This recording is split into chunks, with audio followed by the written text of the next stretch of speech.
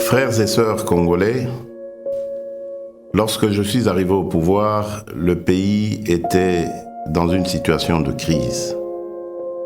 À la suite d'une longue période d'instabilité politique et d'incertitude, l'élection présidentielle qui a consacré notre victoire, votre victoire, continue de susciter beaucoup d'espoir partout dans notre pays et même au-delà de nos frontières.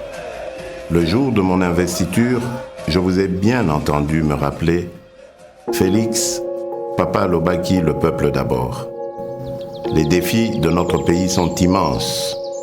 Les problèmes sont multiples, mais il n'est pas impossible d'y remédier et de commencer ainsi à changer les choses, à changer notre mode de vie en société.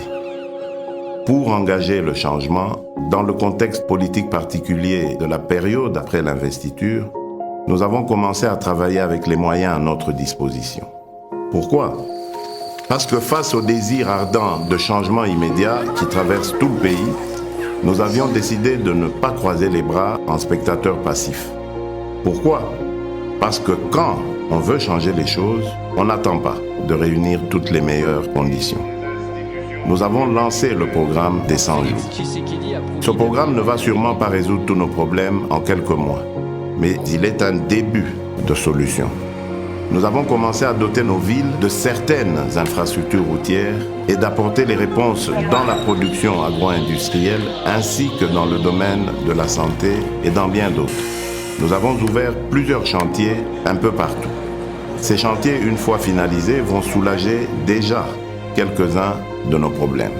Certains d'entre nous pourront ainsi rentrer plus tôt chez eux et sans subir le stress des embouteillages, ou voyager plus facilement d'une ville à une autre, ou évacuer plus rapidement leurs produits et les acheminer vers d'autres marchés pour les vendre plus vite.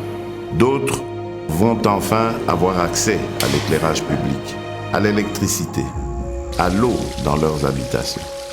Le programme des 100 jours nous donne la preuve que par notre volonté, seuls nous pouvons trouver des solutions à nos propres problèmes et surtout apporter des changements positifs à notre cher pays. Le grand changement que nous attendons, le changement que vous souhaitez, ne sera possible que si chacun de nous tous, Congolaises et Congolais, adopte la même attitude responsable face aux problèmes et défis qui sont les siens, qui sont les nôtres. Le vrai changement commence par chacun et chacune d'entre nous. Nous devons changer et incarner le changement partout où nous sommes pour que le pays évolue. Aussi petit soit l'impact de l'action que vous pouvez prendre là où vous êtes, elle reste importante pour atteindre l'objectif, le changement. À ceux qui sont responsables de la gestion des affaires publiques, le premier signe visible du changement sera celui de votre comportement, de votre compétence dans la gestion de la mission qui vous est confiée par le peuple congolais. Nous sommes au service exclusif des Congolaises et des Congolais.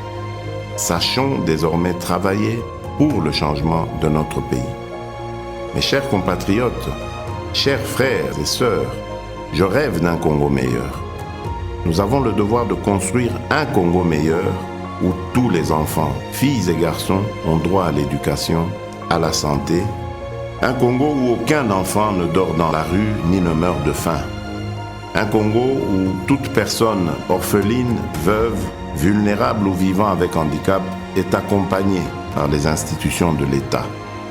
Un Congo débarrassé de la haine et du tribalisme. Un Congo où nos femmes ne sont plus violées tous les jours. Un Congo où il n'y a plus de guerre. Un Congo où il n'y a pas une province contre une autre province. Un Congo où il n'y a pas ceux de là-bas et ceux d'ici. Un Congo où il n'y a pas ceux d'une église contre ceux d'une autre église.